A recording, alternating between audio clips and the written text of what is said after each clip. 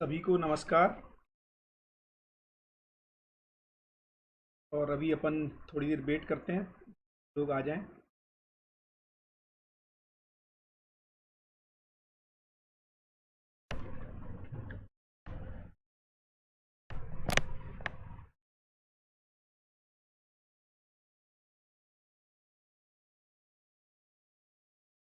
एक दो minute wait करते हैं।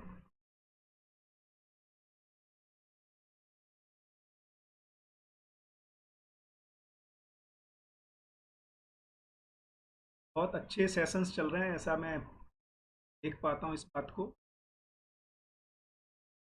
और बहुत अच्छे से सभी लोग सुन रहे हैं। आवाज़ ठीक आ रही? वेरी गुड मॉर्निंग विपिन भाई। विपिन भाई, आवाज़ ठीक आ रही है?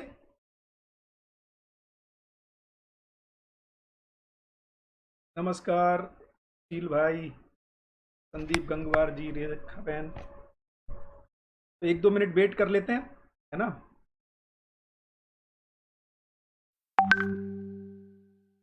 कोई बताए, आवाज़ ठीक है भैया? धीमी है? ओके, अभी इज इट ओके नाउ?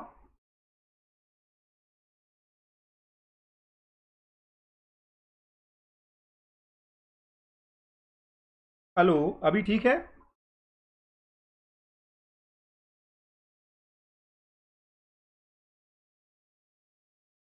बहुत बढ़िया, तो अब शुरू करते हैं, है ना।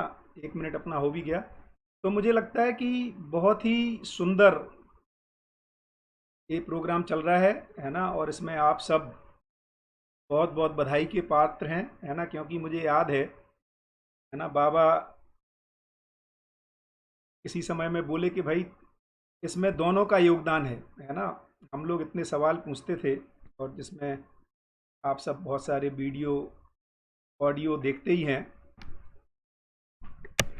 राकेश भाई के, श्री राम भाई के, है ना। तो जितने या है ना, जो लोग भले ही उनके वीडियो नहीं है, जो बाबा से इंटरेक्ट करते रहे, तो बाबा का ये कहना था कि बहुत सारी चीज़ें इस परस्परता में उदय हो रही हैं, है ना। बहुत सारी चीज़ें, बहुत सारी बातें उस परस्परता में व्यक्त होती हैं। तो ये भी हम लोगों की एक परस्परता है, जिसमें बहुत सारा ध्यान, जब मैं बोलता हूँ या और भी हम लोग आपस में जब बातचीत करते हैं, है ना। हम लोग प्रबोधक तो नहीं है, ये बात अपन पहले भी बता चुके हैं, और बहुत स्पष्ट ही है कि हम सब एक ही क्रम में हैं, हम सब समझने का प्रयास कर रहे हैं।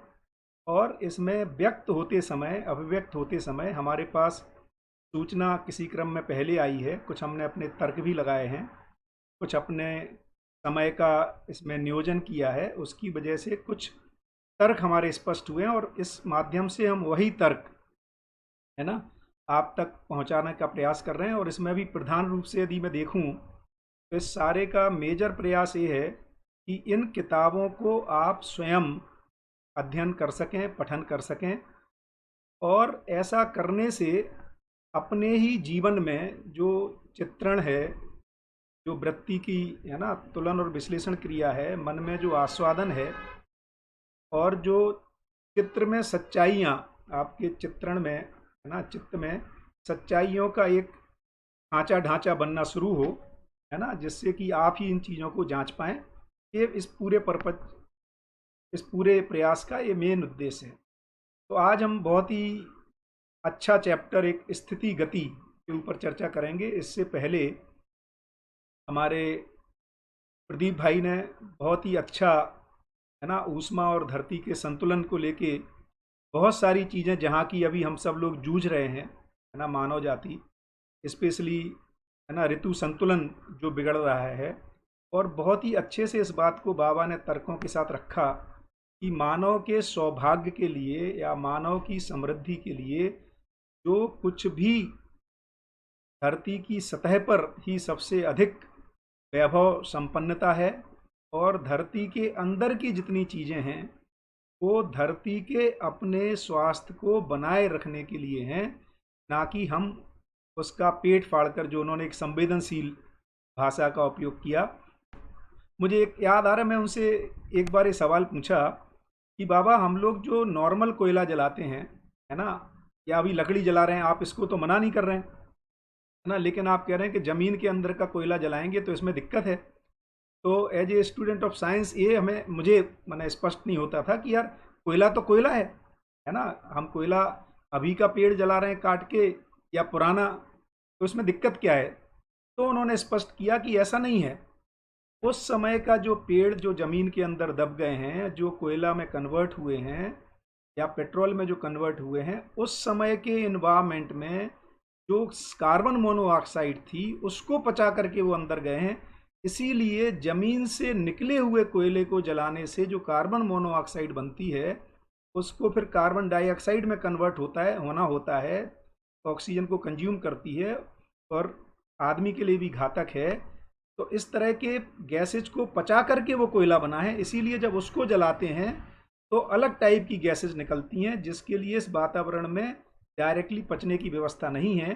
जबकि यही जो हम आज के पेड़ को जलाते हैं तो उसमें से CO2 निकलती है। तो ये छोटी छोटी ध्यानाकर्षण की बातें हैं, है ना। जो दूसरा जो बहुत अच्छा उन्होंने जो बताया तर्क कि कितने बड़े बड़े पेड़ होते थे, है ना। अब मानो आज के समय तो हम उस समय वहाँ पर नहीं हैं, लेकिन जिस तरह से सिंपल उदाहरण से कि कितनी मोटी परत माने जो होमोजीनियस लेयर ऑफ कोल हमें मिल रही है, और 10 मीटर/1 मीटर का रेशो है कि यदि 10 मीटर लंबा पेड़ है तब वो 1 मीटर की परत बनती है, और यदि 100 मीटर की 80 मीटर की परत दिख रही है, इससे पता लगता है कि लगभग लगभग, है ना, 1 किलोमीटर लंबे पेड़ होते होंगे। तो बहुत सारी छोटे छोटे तर्कों के माध्यम से बहुत ही सुंदर ढंग से बात को रखा है। अभी आज हम जो बात करेंगे वो स्थिति गति की करेंगे। ये भी एक बहुत ही इम्पोर्टेंट मुद्दा है। इस अर्थ में ये इम्पोर्टेंट मुद्दा है क्योंकि हम कई बार विज्ञान में यदि मैं खास तौर से देखूं तो हम गति से बहुत ज़्यादा प्रभावित हैं और हम स्थिति को नज़रअंदाज कर दे रहे हैं कई बार, है ना। तो जैसे हम कह रहे हैं, इसको दूसरे ढंग से देखूं तो मैटर एनर्जी भी देख सकते हैं। बाबा ये कह रहे हैं कि मैटर और एनर्जी साथ साथ है, माने बिना एनर्जी के, एनर्जी गति में है ना, लेकिन मैटर उसकी स्थिति में है। हम कई बार क्या करते हैं, या तो हम यही मान लेते हैं कि सारा कुछ मैटर है ही नहीं, सब कुछ एनर्जी ही है ना, या फिर हम कहते हैं सब कुछ मैटर ही है। तो ऐसा नहीं कहा जा रहा है। स्थिति और गति की अविभाज्यता है। तो पढ़ना शुरू करते हैं। मानव जागृति पूर्वक, आवाज को बढ़ाने का कोशिश करूंगा, मानव जागृति पूर्वक स्थिति गति में प्रमाणित होना चाहता है। तो हम सब मानव क्या चाहते हैं, स्थिति में भी प्रमाणित होना चाहते हैं और गति में भी। क्या मतलब हुआ कि जब मैं अपने साथ हूं, है ना, तब भी मैं अपने में तृप्ति का महसूस करता हूं, और जब मैं दूसरों के साथ व्यवहार करता हूं, कार्य और व्यवहार करता हूं, व्यवसाय करता हूं, विचार करता हूं, है ना, विचारों का आदान प्रदान करता हूं, तब भी मैं उतने ही सुख को पाता हूं। तो मानव जागृति पूर्वक स्थिति गति में प्रमाणित होना चाहता है। ऐसे प्रमाण स्वयं के भी और संपूर्ण के भी संबंध में आश्रित हैं। अब यह प्रमाण सिर्फ मुझे अपने में ही चाहिए ऐसा नहीं है, संपूर्ण में भी चाहिए, है ना। जैसे मेरे माता पिता के साथ भी ऐसा हो सके कि वो भी स्थिति गति में प्रमाणित हो सकें, समाज भी स्थिति गति में प्रमाणित हो सके। तो ये मेरी ही चाहत है कि मैं अपने स्वयं में भी इसको देखना चाहता हूँ और सबके साथ देखना चाहता हूँ। क्यों? क्योंकि मैं सहअस्तित्व में एक दूसरे के साथ हम कनेक्टेड ही बने रहते हैं, है ना। तो ये कॉमन आशा है, आशय है, हमारी अपेक्षा है। तो सर्वप्रथम इस सिद्धांत को हृदयंगम करना होगा कि स्थिति गति अभिवाज्य है। तो पहले चीज, ये पहला सिद्धांत, इस बात को ये हमें स्वीकारना होगा कि स्थिति गति अभिवाज्य है, मतलब ये साथ साथ होती रहती है। स्थिति को कह रहे हैं होना और गति को कह रहे हैं गतित रहना, है ना, होना और रहना। तो होना और गतित रहना इसका मूल प्रमाण है। एक परमाणु भी होने के आधार पर गतित रहता है ना। तो ये बहुत ही सिंपल बात है बट बहुत ही उपयोगी है ना। जैसे मैं कह रहा हूँ कि जो मास एनर्जी के जो उसमें हम कंफ्यूज्ड हैं, बाबा कह रहे हैं दोनों ही बने रहते हैं, है ना।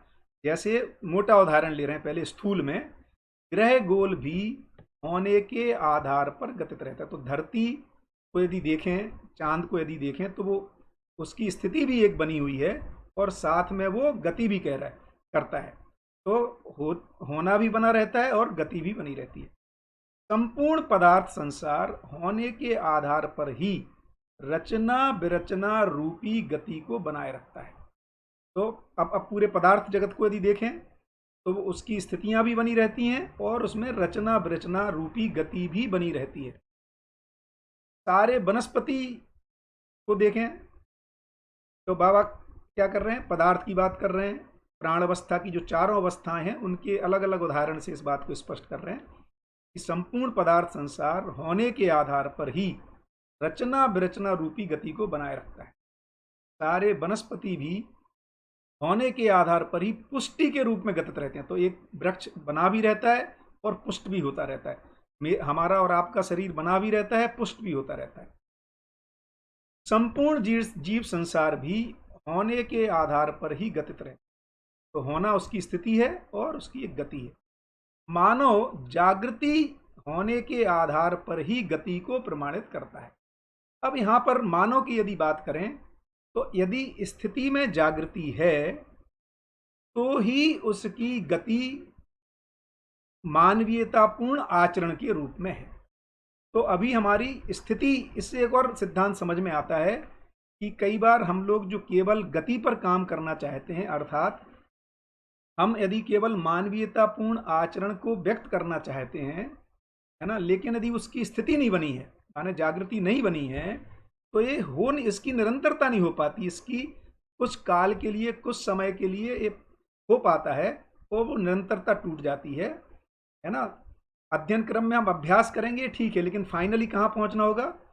तो मानव जागृत होने के आधार पर ही गति को प्रमाणित करता है। तो हम सबका जो उद्देश्य है, स्थिति को मजबूत करने की बात है, स्थिति में परमार्जन करने की बात है, पहले परिवर्तन करने की बात है। तो अमानवीय स्थिति से मानवीय, तो स्थिति का मतलब है यदि हमारा चित्त में साक्षात्कार नहीं हो रहा है, यदि ये स्थिति नहीं बन पाती है, बुद्धि में अवधारणा नहीं बन पाती है, तो मानवीयता पूर्ण आचरण की गति हो पाना, ऐसा हमें मानना है ना, या इसके लिए एक जबरदस्ती एक प्रयास सोचना कि ऐसा हो जाएगा, ये संभव नहीं होगा, क्योंकि स्थिति गति अविभाज्यता के रूप में बनी रहती है। इस प्रकार सह अस्तित्व रूपी अस्तित्व में नित्य प्रतिष्ठा प्राप्त संपूर्ण वस्तु स्थिति गति के रूप में वर्तमान है ना। या वर्तमान का मतलब है बरतती ही रहती है, या उसमें एक क्रिया घटती ही रहती है, स्थिति और गति के रूप। इस विधि से संपूर्ण स्थिति गति अविभाज्य है। इसको अलग अलग हम विश्लेषण के लिए अलग अलग बात कर सकते हैं, लेकिन जो घटना घटित होती है, जो आचरण घटित होता है, जो उसका प्रभाव दिखाई देता है, वो तो अविभाज्य रहता है। जैसी स्थिति वैसी गति बनी ही उसकी अविभाज्यता बनी रहती है। इसी को फिर जीवन के रूप में जब बात कर रहे हैं तो बता रहे हैं, जैसे स्थिति में बल तो गति में शक्ति, अथवा स्थिति को बल गति को शक्ति के रूप में देखा जाता है, और बल और शक्ति अविभाज्य है ही। अर्थात आस्वादन रहता है, मन में सुख पाने का आस्वादन है, इसी के लिए चयन है ना। वृत्ति में तुलन है, तुलन की अपेक्षा में ही सारा विश्लेषण है। चित्त में या तो साक्षात्कार या चिंतन है, या उसकी अपेक्षा में हमारा सारा चित्रण होता रहता है। तो इस क्रिया को अपन अच्छे से देख सकते हैं कि जब मन में रुचि मूलक आस्वादन है तो तदनुसार रुचियों को जो अच्छा लगता है वैसा ही चयन होता रहता है। जब वृत्ति में प्रिय हित लाभ के रूप में तुलन की स्थिति रहती है तो गति में ऐसे ही विश्लेषण होते रहते हैं कि कैसे और प्रिय चीज़ों को इकट्ठा कर लूँ, कैसे और लाभ को पालूँ, ऐसा ही विश्लेषण होता है।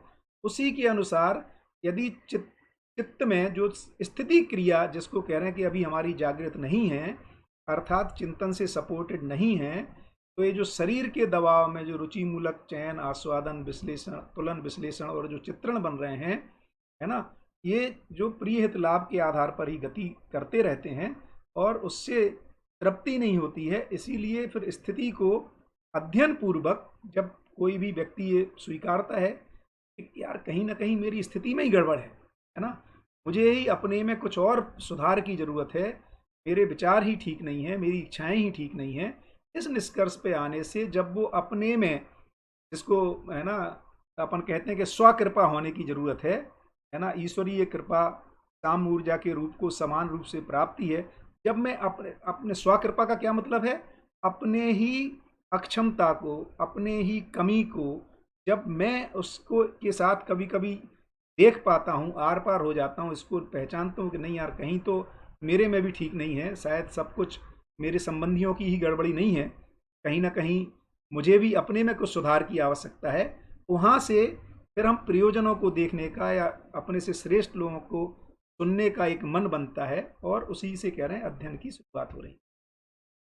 इस स्थिति गति की अविभाज्यता को मानव में होने वाली जीवन क्रियाओं में भी देखा जाता है ना।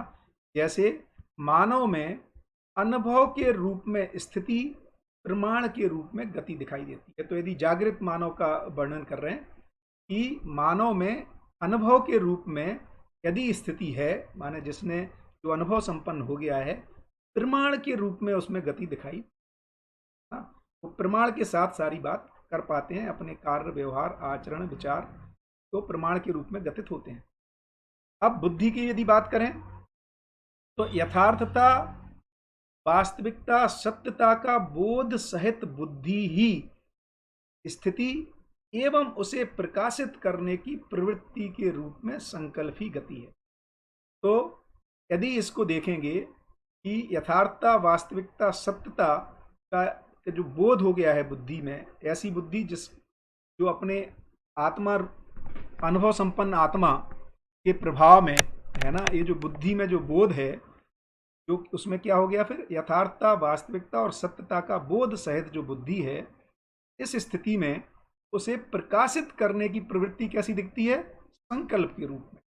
तो बुद्धि यदि अपन और अच्छे से देखें तो बुद्धि की क्रिया संकल्प के रूप में दिखाई देती है। और इसको हम लोग पहले भी चर्चा करते हैं कि जैसे जब तक बुद्धि में यथार्थता, वास्तविकता, सत्यता का बोध नहीं है, उसके पहले हमारे संकल्प सफल नहीं हो पाते हैं। जैसे हम लोग बहुत सारे न्यू ईयर रेजोल्यूशन करते हैं, या अपनी ही पत्नी से या बच्चे से किसी बात पे झगड़ा हो जाता है और हम कसम खा लेते हैं, है ना, अब मैं शपथ लेता हूँ, है ना, अब तुमसे लड़ाई नहीं करूँगा और अब गुस्सा नहीं होऊंगा कल से। लेकिन फिर हम पाते हैं हम इसको सस्टेन नहीं कर पा रहे हैं। क्यों? क्योंकि गति को सस्टेन करने के लिए स्थिति चाहिए ना। तो संकल्प को सस्टेन करने के लिए हमारी बोध सहित बुद्धि चाहिए। इससे कम में हम संकल्पित नहीं होते हैं, अर्थात संकल्प का प्रयास करते हैं और वो सफल नहीं हो पाता है। तो संकल्प रूपी गति के लिए बोध रूपी बुद्धि की आवश्यकता पड़ती है, यानी कि नियम का, सच्चाइयों का, जिसको यथार्थता, वास्तविक सत्यता का बोध होने के बाद ही मानव सही अर्थों में संकल्पित हो पाता है ना। जैसे कि रंजना तिवारी पूछ रही है कि लक्ष्य मूलक जीने को, तो इस स्थिति में ही लक्ष्य की स्थिरता होती है ना, लक्ष्य के लिए संकल्पित हो पाता है। क्योंकि अनुभव में ही लक्ष्य स्पष्ट होता है कि मानव रूपी जो मानवीयता के साथ जीने का जो पहला लक्ष्य है, मैं स्वयं मानवीयता पूर्ण स्थिति में जी पाऊँ, समाधान समृद्धि के साथ जी पाऊँ, दूसरों को भी ऐसा जीने में सहयोगी हो पाऊँ, इस लक्ष्य का की स्थिरता, क्योंकि ये यथार्थता, वास्तविकता, सत्यता बुद्धि में बोध होने के बाद इस लक्ष्य रूपी संकल्प के साथ हमारी बुद्धि की गति दिखाई देती है। बोध ही अनुभव और प्रमाण का अभिव्यक्ति है। तो अब क्या हुआ, बुद्धि, आत्मा जो है वो डायरेक्ट क्रिया, सारा एक क्रमबद्ध प्रोसेस है ना। ऐसा नहीं होता कि आत्मा कमांड देगी शरीर को कि अब ऐसा करो, है ना।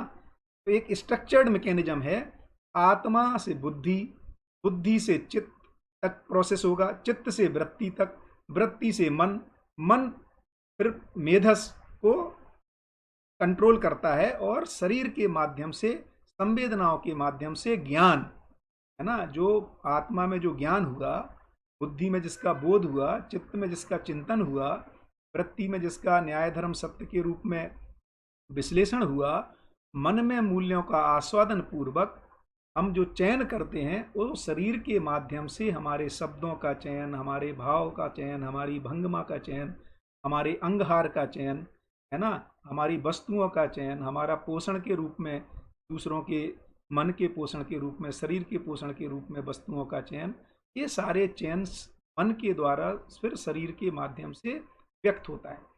तो इस तरह से क्या कह रहे हैं कि बोध ही अनुभव और प्रमाण का अभिव्यक्ति। तो आत्मा में अनुभव हुआ और उसकी गति के रूप में जो प्रमाण की क्रिया हुई, उसको बोध ही अनुभव और प्रमाण की अभिव्यक्ति है। उसकी जो सफलता क्या हो रही है, बुद्धि में बोध हुआ। अनुभव प्रमाण अर्थात जीता हुआ साक्ष्य, बोध स्वीकृति, अभिव्यक्ति सूचना, ऐसा सूचना दूसरों के अनुभव के लिए प्रयोजन है। अब ये समझ में आता है कि ऐसी सूचना दूसरे भी बोध संपन्न हो जाएं, ये प्रयोजन के रूप में बनता है ना। तो न्याय धर्म सत्य के साक्षात्कार चिंतन करने के रूप में चित्त में स्थिति। अब चित्त में क्या स्थिति बन रही है कि चिंतन हो रहा है। क्या चिंतन हो रहा है? न्याय धर्म सत्य का चिंतन हो रहा है। तो बुद्धि में यथार्थता, सत्यता, वास्तविकता का बोध हुआ और इसके आधार पर चित्त में जो चिंतन क्रिया स्थिति है, उसमें न्याय धर्म सत्य के चिंतन के रूप में चित्त में स्थिति हुई। इस चित्त में चित्रण होगा, है ना, योजनाएं बनेगी कि कैसे इसको सफल किया जाए। तो चित्त क्रियाकलाप का संपूर्ण चित्रण, है ना, कहाँ जाएगा? तुलन के रूप में, अर्थात न्याय। अगले पेज पर चलते हैं।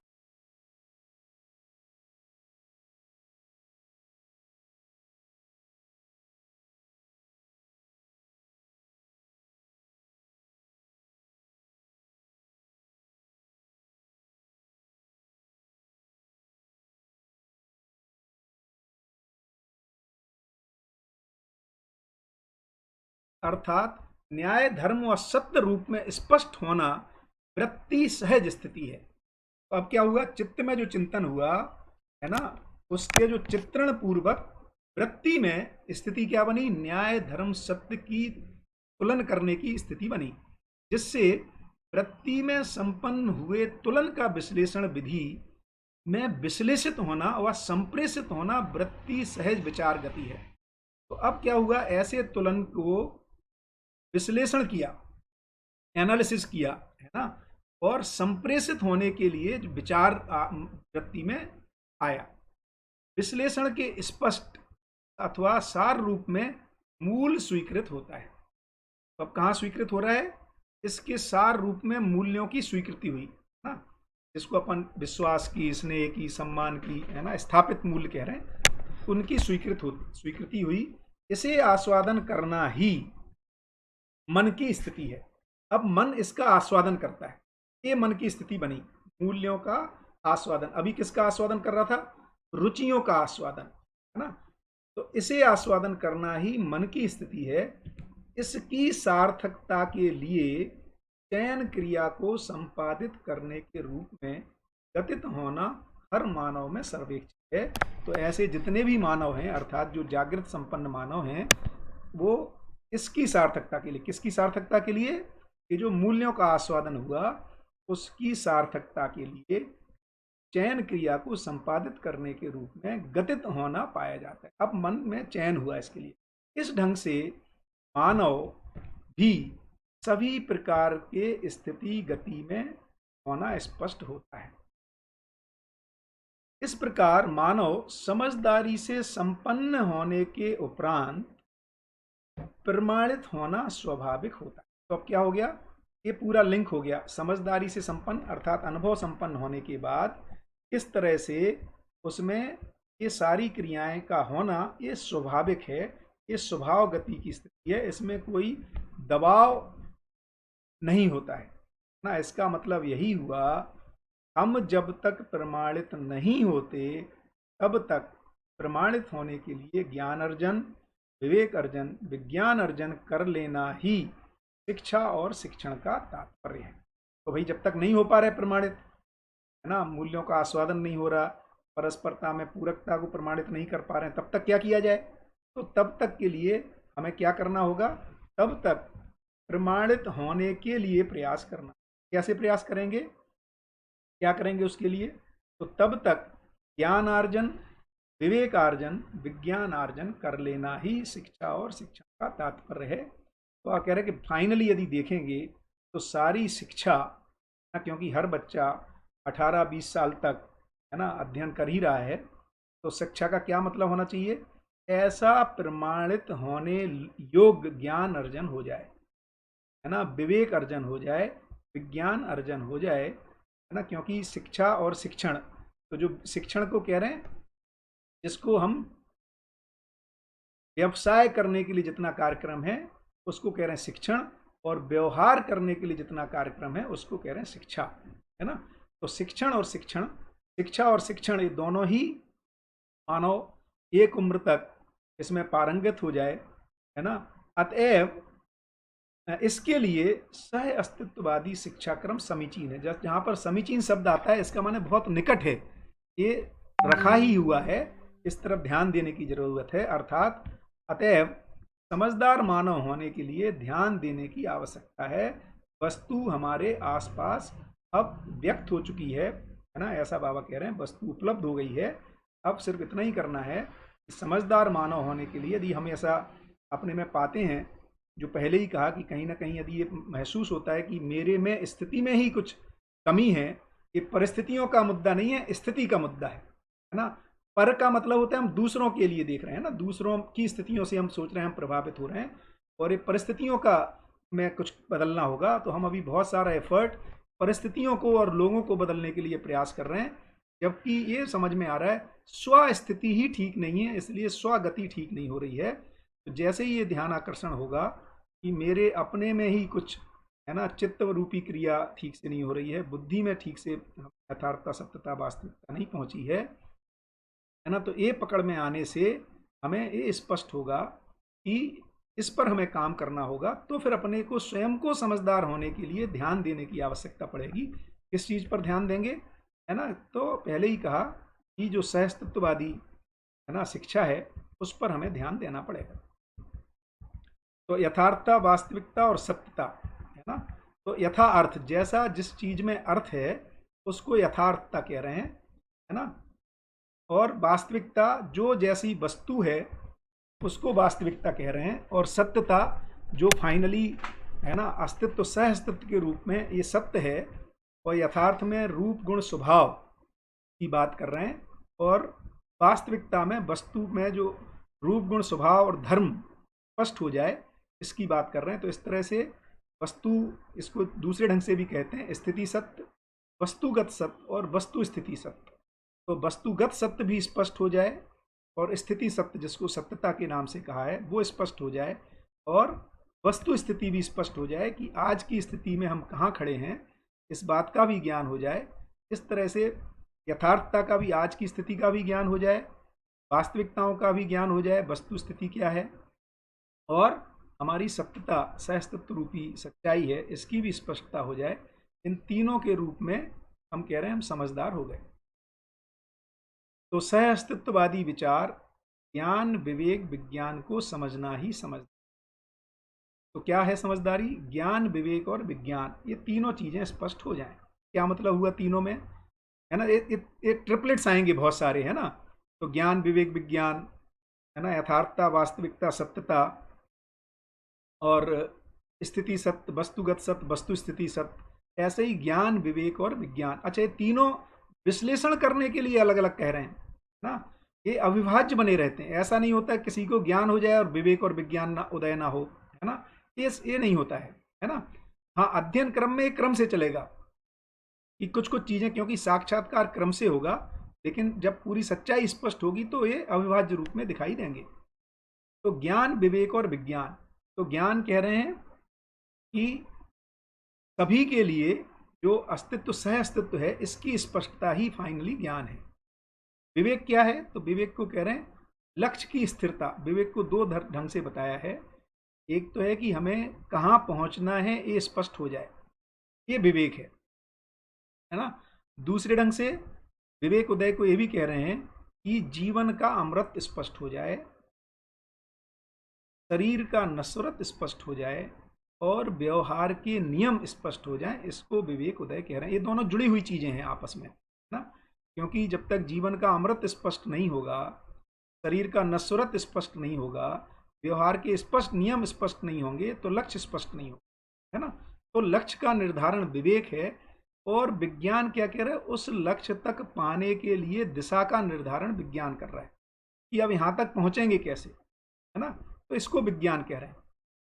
तो इस तरह से ज्ञान सह अस्तित्ववादी विचार में ज्ञान विवेक विज्ञान को समझना ही समझदारी है। ये तीनों ही स्पष्ट हो जाएं, क्योंकि आदर्शवाद और भौतिकवाद के अनुसार जितना जिए समझे, उससे कोई सर्वशुभ विधि प्रतिपादित नहीं हो पाई। अब ये और इसको आगे बहुत स्पष्ट कह रहे हैं, इसे स्पष्ट रूप में रेखांकित कर लेने की आवश्यकता है।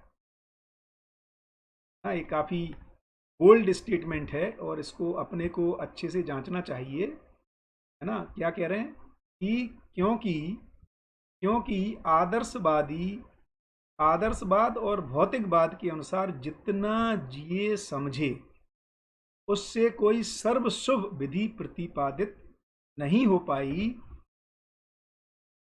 अब इसको ध्यान से देखें, इसमें ये कह रहे हैं कि सर्वशुभ विधि, ये नहीं कह रहे हैं कि कुछ इंडिविजुअल्स को कुछ उपलब्धि हुई होगी, है ना। इसको कहीं भी, है ना, बाबा पर्सनल चर्चाओं में भी और लिख सारा जितना बांग में लिखा है उसमें भी इस बात को कहीं नहीं कह रहे हैं कि व्यक्तियों में सर्वशुभ नहीं घटित हुआ होगा, या स्वाशुभ कहा जाए उसको, व्यक्तियों में स्वाशुभ उपलब्धि नहीं हुई होगी, इसको नहीं कहा जा रहा है।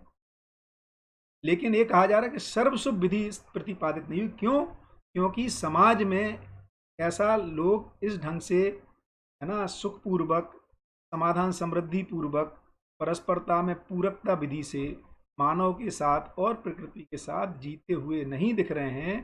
तो आदर्शवाद और भौतिकवाद सर्वशुभ विधि को प्रतिपादित नहीं कर पाया। इसे स्पष्ट रूप में रेखांकित कर लेने की आवश्यकता है। क्यों ऐसा? क्योंकि जब तक इसकी समीक्षा नहीं होगी, हम घूम फिर करके कहीं ना कहीं ये माने रहते हैं कि हम और उसी पुराने ढंग से भी हम लक्ष्य को पा सकते हैं, जबकि ऐसा हो नहीं पाया, है ना। तो सब सर्वस्वरूप का, लेकिन इसका ये मतलब नहीं कि अपन कोई उसी पर बिल्ट ऑन करके अपन यहाँ पहुंचे। उनके प्रति कृतज्ञता, गौरव, है ना, इसको बनाए रखते हुए कि हम जहाँ तक पहुंच गए हैं उसके लिए धन्यवाद।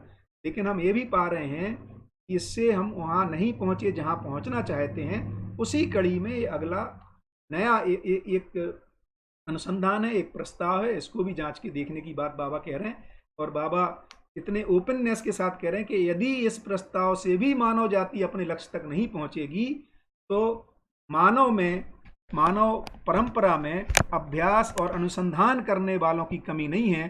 कोई मानव फिर अनुसंधान करेगा, क्योंकि मानव जाति तो जब तक सर्व शुभ को नहीं पालेगी तब तक, है ना, इसमें प्रयास करती ही रहेगी। इस अर्थ में बाबा बहुत ही ओपन, है ना, अपने को माने कसौटी पे डालते हुए कह रहे हैं। और ये लिखा भी है, आएगा आगे बांग में अपन पढ़ेंगे कि यदि इस प्रस्ताव से भी जो मानव की चिर अपेक्षा है, जो चिर वांछा है, अर्थात हर हर परिवार, हर व्यक्ति समाधान समृद्धि अभय सह अस्तित्व के साथ जी सके, जब तक ऐसा घटित नहीं होगा तो और लोग अनुसंधान करेंगे, है ना। मानव अनुसंधानकर्ताओं से रिक्त और मुक्त होने वाली नहीं है मानव परंपरा, है ना। इसीलिए क्योंकि अस्तित्व में जो पहले चैप्टर अपन ने पढ़ा था, अनीता दीदी ने लिया था, जागृति, अस्तित्व स्थिर है और जागृति निश्चित है। परंपरा तो बनेगी ही। हाँ, ये जरूर हो सकता है कि उस क्रम में इस धरती पर ना बने, समय की सीमा को और धरती की सीमा को हटा दिया जाए। अस्तित्व में जागृति की अस्तित्व की स्थिरता है और जागृति की निश्चितता है। तो सर्व शुभ का स्रोत अस्तित्ववादी ज्ञान, विचार रूपी विज्ञान और विवेक ही है। क्योंकि जो सर्व शुभ का स्रोत तो सहअस्तित्ववादी ज्ञान ही है, उसी के फलन में जो विचार में विज्ञान और विवेक स्पष्ट होता है, इसे बहुत आसानी से समझ भी सकते हैं और समझा भी सकते हैं, जीने दे सकते हैं, जी भी सकते हैं। हम हर व्यक्ति समझदारी की गति में प्रमाणित है। तो ये यहाँ पर कह रहे हैं कि हर व्यक्ति, ये भी बहुत जबरदस्त बात कह रहे हैं, क्योंकि बहुत सारे ना परंपराओं में ऐसा माना जाता है कि ये तो बिरले लोगों को ही उपलब्ध हो सकता है ना, हम जैसे तुच्छ लोग, है ना, ऐसा हमारे बहुत सारे लोग मानते हैं, है ना। स्पेशली मैं छोटा मोटा जो अध्ययन जैन होने के नाते जैन परंपरा का किया, तो उसमें एक भक्तांबर स्रोत पढ़ते हैं, और मैं बचपन में बहुत मन से उसको पढ़ा करता था। लेकिन उसमें एक एक ऐसा कपलेट, एक दोहा ऐसा आता है कि जितने परमाणु थे, है ना, जो अच्छे परमाणु की बात कर रहे हैं वहाँ भी, वो तो, है ना, जो तीर्थंकर हैं उनके बनने में लग गए, अब बचे नहीं है, है ना। तो या बहुत ही कम लोग, उन्होंने आगे भविष्य में भी 24 और तीर्थंकर होंगे, है ना, आने वाले हजारों सालों में। और जो तीर्थंकर बनने के पहले जो बच्चा जब माँ के गर्भ में आता है, तो माँ को बहुत सपने आते हैं, है ना, अलग अलग 16 स्वप्नों की बात की है उधर, हर परंपरा में अपना अपना कुछ है। अब मेरी माँ से तो मैंने पूछा, तो उनको तो वो सपने नहीं आए, तो इसका मतलब मैं तो तीर्थंकर नहीं बन सकता इस जन्म में, है ना। तो यहाँ पर ये कह रहे हैं कि सर्व सुख का स्रोत सह अस्तित्ववादी ज्ञान विचार रूपी विज्ञान विवेक ही है। इसे बहुत आसानी से समझ भी सकते हैं, समझा भी सकते हैं, जीने दे सकते हैं, जी भी सकते हैं। हम हर व्यक्ति समझदारी की स्थिति गति में प्रमाणित हो सकते हैं, और लोगों को प्रमाणित होने के लिए प्रवृत्त कर सकते हैं। क्या सुंदर बात है। तो ये जो ज्ञान, एक बहुत अच्छा मुझे बाबा के साथ वो याद आ रहा है कि बाबा ये कहते थे, देखो ज्ञान आदमी को विशेष नहीं बनाता है, तो क्या करता है ज्ञान? तो बाबा बोले, बेटा ज्ञान का मतलब है जो आदमी को सामान्य बना दे, वो ज्ञान है। क्या बात है। अभी सारा, हम सारा ज्ञानी विशेषता की ओर जा रहे हैं, है ना। यहाँ कह रहे हैं ज्ञान वो वस्तु है जो मानव को सामान्य, अर्थात जो अहंकार रहता है उसको सामान्यकरण कर देता। क्यों? क्योंकि ज्ञान होने के बाद ये लगता है मेरे में कोई ऐसी स्पेशलिटी नहीं है भाई, मैं भी वही एक जीवन हूँ, ऐसे ही सारे जीवन हैं, हर एक में आत्मा बुद्धि चित्त वृत्ति मन में क्षमता के रूप में समानता है, ध्यान देने की केवल जरूरत है। तो यदि मैं किसी क्रम में ध्यान दे पाया, सफल हो पाया, हर व्यक्ति सफल हो सकता है। एक गजब की बात कह रहे हैं।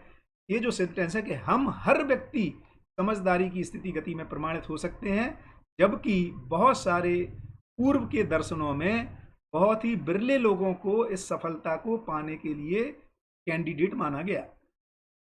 और यही ये चूंकि इस तरह का उनका अनुभव में आया, इसी आधार पर समझदारी का लोक व्यापीकरण की विधि बनती है। अदरवाइज लोक व्यापीकरण की विधि नहीं बनती है। हर परंपरा कुछ विशेष लोगों को इकट्ठा करके बात करना चाहती है ना। इस क्योंकि क्योंकि लोक व्यापीकरण कैसे करेंगे? हम तो ये माने हुए हैं, कुछ लोग तो पैदा ही दानव प्रवृत्ति के होते हैं, कुछ लोग तो देव प्रवृत्ति के पैदा होते हैं, कुछ मानव प्रवृत्ति के पैदा होते हैं। तो अब हम उन लोगों को ढूंढ रहे हैं जो अच्छे लोग हैं, जबकि बाबा ये कह रहे हैं ऐसा नहीं है। हर मानव, हर व्यक्ति इसको प्रमाणित कर सकता है। यही आधार है कि समझदारी का लोक व्यापीकरण किया जा सकता है। संपूर्ण मानव का स्थिति गति में प्रमाणित होना, संपूर्ण स्थितियां सार्वभौमिक और अखंड समाज संबंध के रूप में स्पष्ट हैं। इन सभी सोपानों में भागीदारी करना ही प्रमाण का तात्पर्य है। ऐसे प्रमाण मानव में से के लिए अनुभव मूलक विधि से परावर्तित होते हैं। तो ये बहुत ही गजब की बात है ना, कि इन सभी सोपानों में, कौन कौन से सोपान? जो 10 सोपानों की बात करते हैं, परिवार जो प्रथम सोपान है, देखिए जो अखंड समाज सार्वभौमिक व्यवस्था का जो 10वां सोपान है, इन सभी सोपानों में भागीदारी करना ही प्रमाण। अब प्रमाण का क्या मतलब है भाई? कोई पूछे प्रमाण क्या हुआ, है ना, मैं अनुभव संपन्न हो गया, प्रमाण का क्या मतलब है? तो इसका प्रमाण जो है, परंपरा में सभी सोपानों में भागीदारी करना ही प्रमाण का मतलब है ना। तो यदि मैं समझदार हो गया, तो उसकी वजह से जो ईमानदारी आई, उस जो जिम्मेदारी का भाव आया, उसका जो फाइनली फलन है वो भागीदारी है। तो सभी सोपानों में भागीदारी करना ही प्रमाण का तात्पर्य है। ऐसे प्रमाण मानव में से के लिए अनुभव मूलक विधि से परावर्तित होते हैं। अनुभव से कम में ऐसे प्रमाणों का परावर्तन की निरंतरता नहीं बनती। इसको फिर से ध्यान दिला रहे हैं कि उस ऐसे प्रमाणों को परावर्तित करने के लिए स्थिति में, क्योंकि ये गति है ना, प्रमाण को व्यक्त करना क्या है? गति। तो ऐसे होने के लिए अनुभव रूपी स्थिति की जरूरत पड़ेगी, उसको अपने को पुरुषार्थ पूर्वक अर्जन करना होगा। ये बात पर ध्यान करा रहे हैं कि ऐसे प्रमाण मानव में से के लिए अनुभव मूलक विधि से परावर्तित।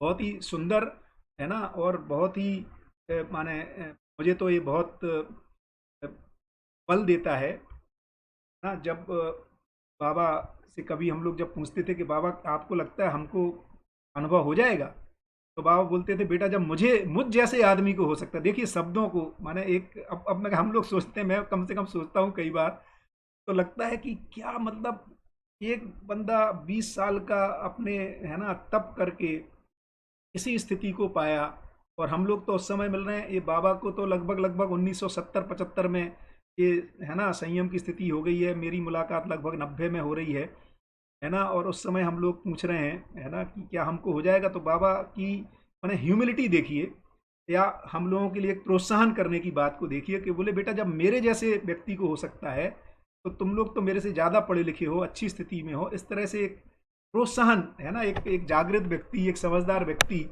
हम लोग अपनी स्थिति को देखते हैं, मैं देखता हूँ तो लगता है कि इतने सामान्य भाव से प्रोत्साहन कर रहे हैं कि बिल्कुल हो सकता है। जब मुझे हो सकता है तो ये जो एक सामान्यकरण है कि सभी मानव को हो सकता है ना, तो ये बहुत ही गजब की बात है। कई बार उनसे बोलते थे बाबा आशीर्वाद दीजिए मुझे जल्दी अनुभव हो जाए, तो बाबा बोलते मेरा आशीर्वाद सभी के लिए है ना।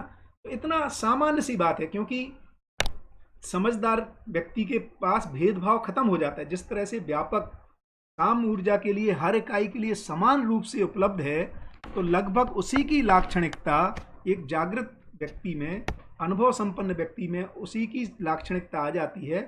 तो साम्य रूप से दया कृपा करुणा बिना किसी भेदभाव के अपने पराये से मुक्त रूप में हर व्यक्ति को समान रूप से उपलब्ध होती है। तो उसका रूट अब दिखाई देता है, क्योंकि उनको स्थिति में ये दिख जाता है कि हर मानव समझदार होने के योग्य है और समझदारी को प्रमाणित करने की योग्य है। जैसा उन्होंने लिखा था कि ये स्थिति बनती है, इस विधि समझ में आती है, इसीलिए लोग व्यापीकरण करने के लिए प्रस्तावित होते हैं। एक बार मुझे याद है मैं भोपाल में है ना सुरेंद्र पाठक भाई के यहाँ बाबा जी थे, और एक किसी क्रम में ये बनना हुआ कि उस समय जो ह्यूमन राइट्स के है ना, उस समय जो भोपाल एमपी के जो चेयरमैन हुआ करते थे, उनसे मुलाकात का एक प्रोग्राम बना, और हम लोग मिलके आए। तो कई बार हम लोग मतलब अपनी अज्ञानता बस है ना बाबा के बोलते थे बाबा आपको नहीं दिखता इन लोगों के साथ आप इतना समय लगाते हैं, इनमें थोड़ी कुछ होने वाला है ना। तो बाबा बोलते थे बेटा किसके साथ कब क्या होगा है ना, इसको इसको हम लोग नहीं पहचान सकते। कब मानव में ये शुभ उदय हो जाएगा, कब उसका ध्यानाकर्षण उसकी ओर चला जाएगा। इसलिए समान रूप में सभी के साथ अपने को नियोजित करने की जो है ना उनमें एक प्रवृत्ति लगातार हम लोग देखते रहे। और मैंने 90 में मिले हों, चाहे 2010 में मिले हों, 2005 में मिले हों, सभी से समान रूप से उसी लक्ष्य के साथ निरंतर गतित हैं। ये जो रविकांत भाई ने भी कहा था कि वो तो इसलिए गए थे कि आवेश मुक्त हो जाएं, और कहीं हम लोग ये देख पाए कि कैसे एक निरंतरता है ना समझदारी के बाद एक कैसे एक लक्ष्य के प्रति एक निष्ठा संकल्प। अब हम शब्दों को देख पा रहे हैं कि क्योंकि बुद्धि में जो बोध होता है तो वो संकल्प, तो जो लक्ष्य मूलक जो जीना है और उसकी जो खुशबू है, और उसके साथ साथ जो व्यवहार के नियम और है ना खाने पीने का मतलब, क्योंकि संवेदनाएं ज्ञान में किस तरह से नियंत्रित होती हैं, तो बहुत ही सुंदर है ना जो एक हम उस जीते हुए को देख पाए। ये बहुत ही ब्यूटीफुल डिजाइन है ना, जो उनमें एक सामान्यता को देख पाए। एक किसान से भी किस तरह से बात कर रहे हैं, एक आम आदमी से किस तरह से बात कर रहे हैं, कोई बड़े से बड़ा व्यक्ति भी आ जाए उससे भी कैसे बात कर रहे हैं। और हमने कभी क्लोज डोर मीटिंग्स नहीं देखी है ना, कि कोई मिनिस्टर लेवल का बंदा आ गया या कोई है ना पॉलिटिक्स में बहुत हाई लेवल पे है या कोई आईएएस आ गया, जो चर्चा हो रही है सबके साथ हो रही है, बहुत ही ब्यूटीफुल। तो मानव आगे पढ़ते हैं है ना, मानव विज्ञान विधा में पारंगत होना चाहे। पारंगत होने में अभी तक की प्रायोगिक व्यवहारिक अड़चन यही दो मुद्दे में सिमटा ना। पहला, अंतिम सत्य का अता पता नहीं हो पाया। तो अब क्या कह रहे हैं कि देखो मानव जो है विज्ञान भी पारंगतता को चाहता है, विज्ञान विधा में हम पारंगत होना चाहते हैं, उसमें प्रायोगिक और व्यवहारिक अड़चन क्या आ रही है ना। तो दो लिखे हैं, बट यहाँ पे चार मुद्दे लिखे हैं। पहला तो ये कि अंतिम सत्य का आता पता नहीं हो पाना।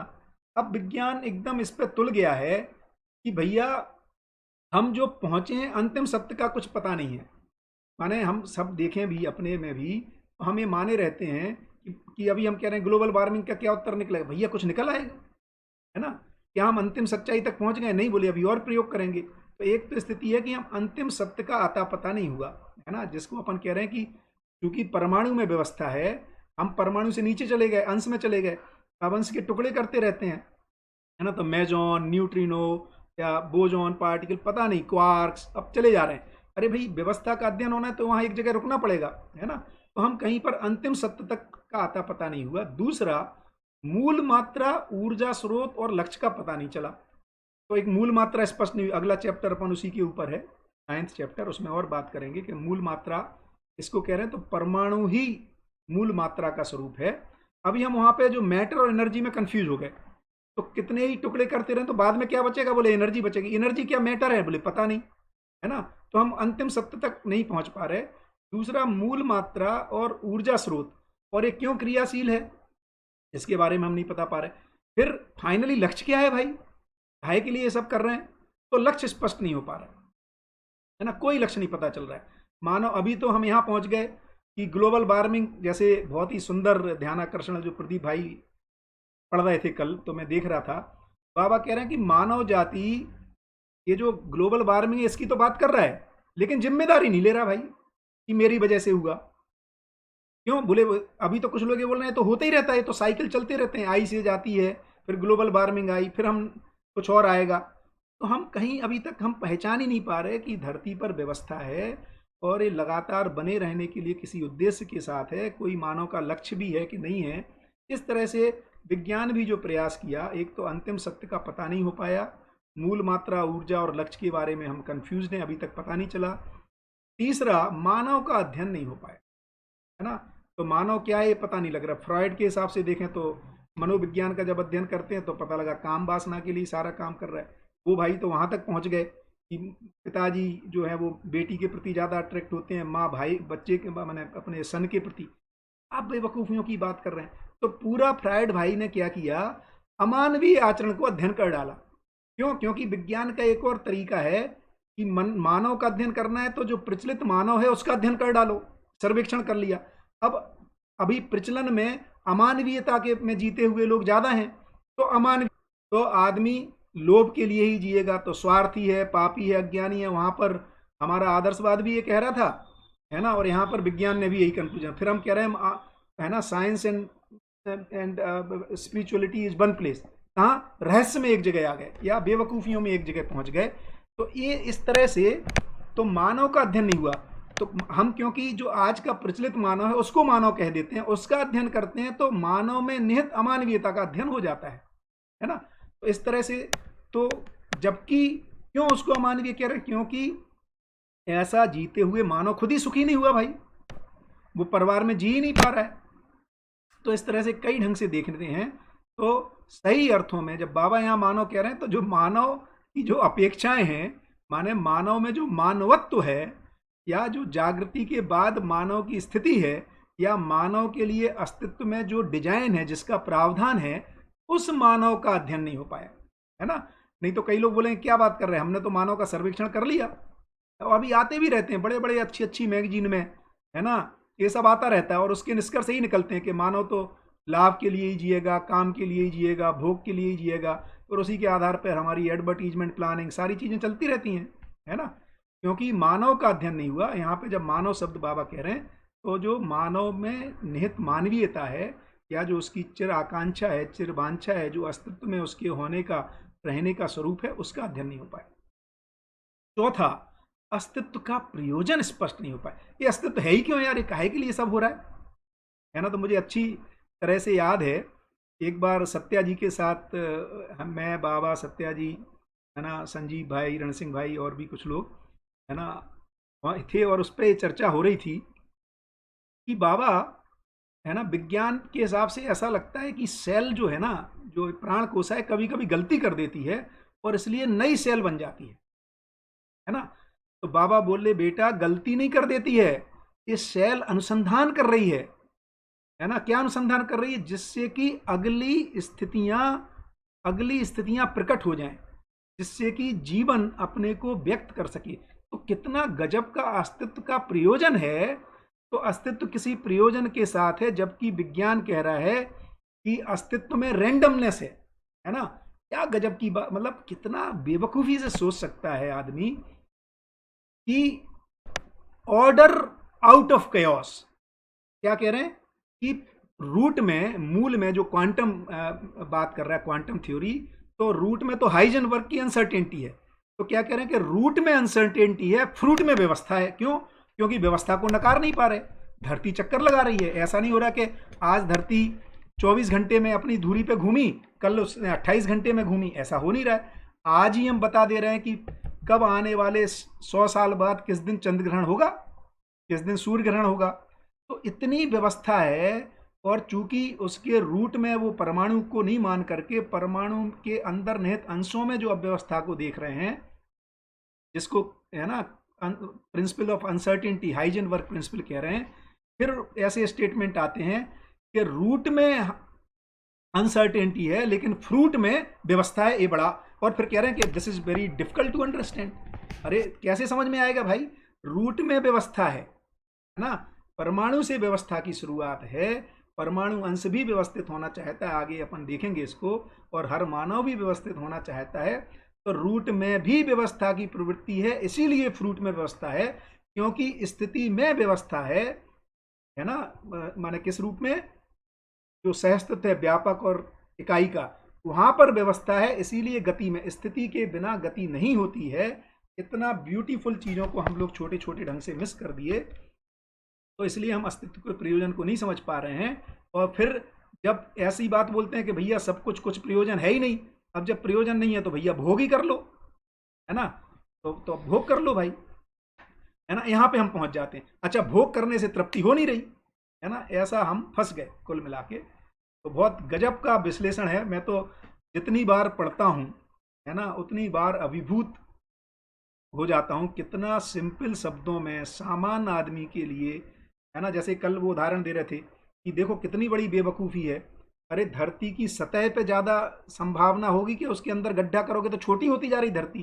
तो कह रहे भैया एक सर्किल बना लो, कंपास से बना लो, हाथ से बना लो, उसके अंदर अंदर चले जाओ, छोटा सर्किल बनाओ, कहाँ ज़्यादा है संभावना। तो फिर भी हम पेट फाड़ के, हमें लगता नहीं नहीं धरती के अंदर सब कुछ निकल आएगा, है ना। और इतनी छोटी छोटी बातों को ध्यान आकर्षण करा रहे कि किसी आदमी की किडनी निकाल लो, फिर बोलो कि यार ये स्वस्थ क्यों नहीं है। अरे भैया उसकी किडनी, गुर्दे तुमने फेफड़े निकाल लिए, अब धरती से सारा माल बाहर निकाल लो, फिर कह रहे धरती यार अस्वस्थ क्यों हो जा रही, वाई इज इट, इसमें ग्लोबल वार्मिंग क्यों हो रही। अरे भैया उसके धरती के अंदर की चीजें धरती की स्वस्थता के लिए है, तभी तो स्वस्थ होकर के मानव आया है यहाँ तक ना, प्राण अवस्था आई, जीव अवस्था आई। इतने छोटे छोटे ध्यान आकर्षण हैं ना। हम लोग कैसे, है ना, लोगों का ध्यान दिला पाए, है ना। विज्ञानी भी अपने ही भाई हैं, कोई विज्ञानी अलग प्रजाति नहीं है ना। हम सबके बच्चे, हम सबके भाई बंधु इसमें काम कर रहे हैं। केवल ध्यान आकर्षण नहीं हुआ, समझदारी को हम लोग कैसे ध्यान आकर्षण करा पाएँ, ये अपने ऊपर एक बड़ा, एक तरह से एक जिम्मेदारी भी है। तो इस ढंग से विज्ञान में इतना लंबी चौड़ी निष्ठा से प्रयोग करने के उपरांत भी सभी स्पष्ट रूप से जीना चाहने वाले कुंठित हो, है ना। तो इतनी निष्ठा के बाद यदि कोई सही अर्थों में विज्ञान में बहुत सिंसियरली काम करता है तो फाइनली कुंठित हो जाता है, अर्थात उसको कोई रास्ता दिखाई नहीं देता, जिसको बाबा कहते हैं काली दीवार के सामने आ जाते हैं। इस मुद्दे पर पहले यह तय हुआ कि भौतिकवादी विधि से अथवा आदर्शवादी विधि से विज्ञान के सामने जितने भी दावे हैं, अर्थात जितने भी प्रश्न चिन्ह आते हैं, उसे आर्थिक, सामाजिक व राजनैतिक ध्रुवों के आधार पर हल करने का प्रयास किया जाए। ये क्यों बात कर रहे हैं सारी? ये कह रहे हैं भैया देखो, अभी के प्रचलित आदर्शवाद, विज्ञान और भौतिकवाद से उत्तर नहीं निकलेगा, इसको रेखांकित कर लिया जाए ना। तो उसे आर्थिक, सामाजिक और राजनीतिक ध्रुवों के आधार पर हल करने का प्रयास किया जाए, तो आप पाएंगे अभी के भौतिकवाद में और आदर्शवाद में आर्थिक समस्याओं के उत्तर नहीं है, सामाजिक समस्याओं के उत्तर नहीं है, राजनीतिक समस्याओं के उत्तर हमें नहीं मिल पाएंगे, है ना। तो ये बहुत ही मैंने कई बार ऐसा है कि कठोर समीक्षा करनी पड़ेगी अपने को, है ना, क्योंकि हम अपने में केवल ध्यान पूर्वक, है ना, 12-12 घंटे 18-18 घंटे ध्यान में जाएंगे, इससे सामाजिक समस्याओं के उत्तर नहीं निकल रहे हैं, राजनीतिक समस्याओं के उत्तर नहीं निकल रहे हैं, और जिस तरह का अभी हम भौतिकवादी ढंग से जी रहे हैं, इससे आर्थिक समस्याओं के उत्तर नहीं निकल रहे हैं। आप लोग सरप्राइज्ड होंगे, है ना। और अभी अपने एक मित्र हैं प्रवीण भाई, उन्होंने कुछ कुछ इकोनॉमिक्स पे काफ़ी काम किया, उनसे मैंने कुछ कुछ उनका क्या शोध रहा उसको मंगवाया था। तो बहुत ही आश्चर्यजनक उत्तर आपको उसमें दिखेंगे कि पिछले माने कुछ दशकों में विज्ञान जो ये कहता रहा कि उसका लक्ष्य है कि हर आदमी तक सुख सुविधाएं पहुंच जाएं, है ना, सुविधाओं से सुखी हो ही जाएगा, ये अंडरलाइंग उसका रूट है। लेकिन ये देखा जा रहा है कि गैप बड़े हैं, है ना। पिछले 20-25 सालों में जो भारत में, आप लोगों को सरप्राइज होगा कि जितनी भी वेल्थ है, 1% लोगों के पास 49% वेल्थ हुआ करती थी। ये शायद 780 का 90 का आंकड़ा है। 2010-15 के अभी जो आंकड़े हैं उसमें 1% लोगों के पास 58.5% वेल्थ आ गई है। तो सारा भौतिकवाद आर्थिक समस्या को हल करने में असमर्थ है। ये सब चीज़ें यहाँ पर ध्यान दिला रहे हैं कि हम माने इन सब चीज़ों को अपने को अच्छे से देखना चाहिए, क्योंकि कई बार हमारे मन में ये बार बार लगा रहता है कि समस्याएं तो हैं, इनके उत्तर या तो भौतिकवाद को जो मानते हैं वो भौतिकवाद में निकल ही आएगा, आज नहीं तो कल उत्तर निकल आएगा, ऐसा माने हुए हैं। या बहुत सारे लोग इस बात को माने हुए हैं कि आदर्शवादी ढंग को हम ठीक से पहचान नहीं रहे हैं, ही नहीं रहे, नहीं तो हमारे आदर्शवाद में उत्तर तो सारे हैं। यहाँ ये कहा जा रहा है इसको देख लिया जाए क्या उससे आर्थिक, सामाजिक, राजनीतिक ध्रुवों के आधार पर, क्या ध्रुव है आर्थिक, पहले ध्रुव को पहचानना पड़ेगा। आर्थिक में उपलब्धता क्या चाहते हैं, तो हर परिवार समृद्ध हो जाए, ये आर्थिक ध्रुव है। देखिए क्या है, जब तक हम गोल, ध्रुव माने लक्ष्य, लक्ष्य को ध्रुवीकृत नहीं करेंगे। सामाजिक ध्रुवीकरण क्या है, तो हम हर व्यक्ति के साथ न्याय कर पाएंगे, ये सामाजिक ध्रुवीकरण है। राजनीतिक ध्रुवीकरण क्या है कि हर मानव तन मन धन की सुरक्षा से संपन्न हो पाए, है ना, भय मुक्त हो पाए, ये राजनीतिक ध्रुवीकरण है। इन तीनों को ध्रुवीकरण करेंगे, फिर हमारी जो भी अभी तक की भौतिकवादी, आदर्शवादी मान्यताएं हैं, उनको इसमें फिट करके देखना पड़ेगा क्या इन ध्रुव तक पहुंचने का उससे सूत्र निष्पन्न होता है, नहीं होता है, इसको कह रहे हैं। परंतु इस आधार पर कोई सार्थक दृष्टि के अनुसार तर्क संगत और प्रयोजन संगत व्यवस्था परंपरा को स्थापित नहीं कर पाया। इसके लिए ध्यान आकर्षण कर रहे हैं, अभी तक तो नहीं हुआ, फिर भी यदि अपने को लगता है तो उसको बताइए, है ना, इसके लिए ओपन है। इसकी अपेक्षा शुभ चाहने वाले, दूसरी भाषा में सर्व शुभ चाहने वाले हर नारी में ऐसी चाहत पाई जा रही। तो अब जबकि हर नर नारी में ये जो मैंने आर्थिक, सामाजिक और राजनीतिक ध्रुव को पहचानने की बात की, ये हर नर नारी की अपेक्षा तो है ना, इसकी अपेक्षा हर नर नारी में पाई जा रही है, लेकिन इसके तर्क संगत, प्रयोजन संगत कार्य व्यवस्था, कार्य व्यवहार और व्यवस्था परंपरा को हम नहीं देख पा रहे। दूसरी ओर कुंठित होने वाली बात स्पष्ट हो चुकी है, कुंठित होने वालों में भी बहुत से लोग सर्वशुभ चाहते ही होंगे, है ना, जो कुंठित भी हो गए हैं, निराश हो गए हैं कि अब इससे कुछ नहीं होगा, है ना। शुभ चाहने वाली विधि से तर्क संगत करने जाते हैं तो सर्व शुभ ही ध्रुव होता है। तो शुभ चाहने वाली विधि से अब यदि हम जब देखने जाएंगे तो यही निकल के आता है कि सर्व शुभ कैसे हो जाए। अब यहाँ सर्व शुभ की चाहत को कहाँ पर, यहाँ मध्यस्थ दर्शन अस्तित्ववाद में, अब यहाँ सर्व शुभ की चाहत को सर्व मानव की स्वीकृति अथवा सर्वाधिक की स्वीकृति मानते हुए, क्या मानते हुए कि हर सर्वाधिक लोग तो सर्व शुभ चाहते हैं, ऐसा मानते हुए आगे और सोचने समझने प्रमाणों को प्रस्तुत करने के क्रम में इस आलेख को आगे बढ़ाए, अर्थात मानव कर्म दर्शन को आगे लिख रहे हैं, है ना। तो ऐसा मानते हुए आप लोग भी जांच लें ये चाहत है कि नहीं है ना, क्योंकि आगे का चर्चा इस आधार पे है। आगे की चर्चा इस आधार पे नहीं है कि मेरा शुभ कैसे हो जाए, आगे की चर्चा इस आधार पे कि सर्व शुभ कैसे हो जाए। क्या बात है। तो अपने में इस बात को यदि हम टटोल पाते हैं कि नहीं नहीं, मेरी चाहत इसी ओर, माना मेरा वोट तो इसी ओर जाता है कि सर्व शुभ होना चाहिए, ये इसी ओर मेरी बात जाती है कि आर्थिक, सामाजिक और राजनीतिक ध्रुव मेरे में तो यही लगते हैं, तो फिर आगे की बात इस आधार पर कह रहे हैं। एक्चुअली पूरा वांग्मय, पूरा दर्शन इसी आधार पर लिखा गया है।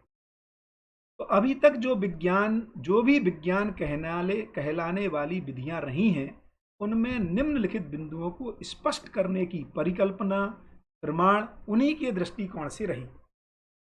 विज्ञान का दृष्टिकोण क्या रहा? तो विज्ञान का दृष्टिकोण संघर्ष के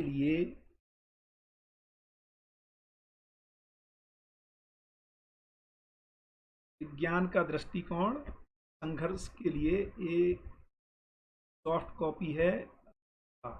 तो विज्ञान का दृष्टिकोण संघर्ष के लिए प्रतिबद्ध है। क्या बात कर रहे हैं भाई, कठोर बात कर रहे हैं। हम तो लगता है विज्ञान तो भला करना चाहता है, जबकि यहाँ कह रहे हैं कि विज्ञान तो संघर्ष के लिए प्रतिबद्ध है। आप सरप्राइज्ड होंगे कि कभी आप देखिए, मैं उसी, है ना, आपको ये लगेगा और आप कि कितना अधिक धन आज हमारा डिफेंस में जा रहा है, किसका, ग्लोबल। तो आप सरप्राइज्ड होंगे कि 30-35% से अधिक धन हम केवल डिफेंस के लिए, हथियार बनाने के लिए। तो भैया वैज्ञानिक है, हम तो संघर्ष नहीं चाहते, हम क्या चाहते हैं, पीस चाहते हैं, हम तो शांति चाहते हैं। तो यदि शांति चाहते हो तो कौन सी गन से शांति आती है? बाबा कई बार बोलते थे कि बेटा गन होगी तो वो तो मारने के काम ही आएगी ना भाई। तो मानव में निहित अमानवीयता को दूर करने का कोई प्रयास नहीं है। आज भी कोरोना के चलते, जबकि हम इस बात को पहचान रहे हैं कि ये वायरल जंप कर जाता है ना, कहाँ से, एनिमल से ह्यूमन में, हम अभी भी वेट मार्केट को खोलें कि नहीं खोलें, तो इतनी चर्चा हो रही है वेट मार्केट के लिए, और सेफ गार्ड लगाने चाहिए, है ना। खोलना तो है ही, क्यों? क्योंकि ऐसा लगता है जैसे मानव समाज ऐसे, है ना, इस तरह का भोजन नहीं करेगा तो कैसे जिएगा। इस पे कोई चर्चा नहीं हो रही कि भैया इस तरह का भोजन मार क्या सेफ गार्ड लगाए जाए।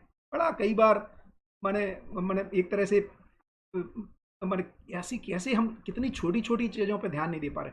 तो हम पूरी विज्ञान जो है वो संघर्ष पर टिकी हुई है। इस बात को अपने को देखना चाहिए, इसको प्रमाणों से देखना चाहिए कि हमारा धन कहाँ लग रहा है, हमारा बेस्ट ब्रेन कहाँ काम कर रहा है ना, जिसको माने जो जीवन शक्तियाँ, तो आप पाएंगे कि जीवन शक्तियाँ माने अच्छे से अच्छे मानव के लोग, और अभी भी आइंस्टीन जैसे लोग जिन्हों को बाद में काफ़ी पीड़ा हुई क्योंकि फाइनली जब प्रमाण देखते हैं तो पता लगा कि हम तो डिस्ट्रक्शन के लिए ही काम किए, है ना। फाइनली यदि आप माने जो भी उसने काम किया, चाहत कुछ भी रही हो, प्रमाण क्या निकला, है ना, तो पता लगा डिस्ट्रक्शन के लिए काम किए।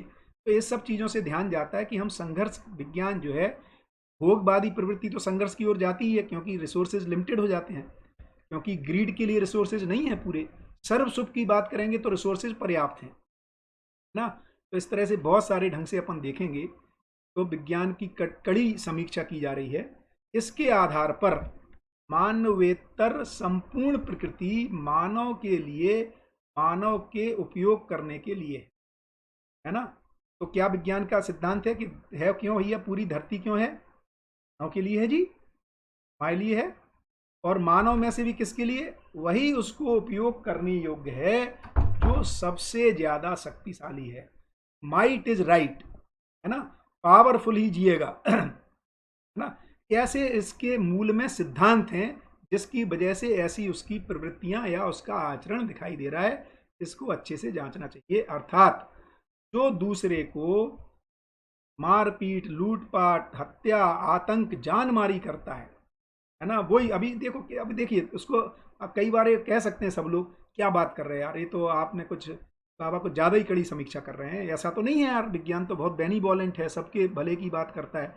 तो भैया जिसको डेवलप्ड कंट्री कह रहे हैं उसकी इकोनॉमी का आधार देखिए, है ना। मारपीट, लूटपाट, हत्या, आतंक, जानमारी, है ना, ये एक बेजर कार्यक्रम है ना, दूसरों को डराना, धमकाना। अभी हमने हाइड्रोक्सी क्लोराइड, क्लोरोक्विन नहीं दे रहे हैं, वहां से धमकी आ रही, देख लो, है ना।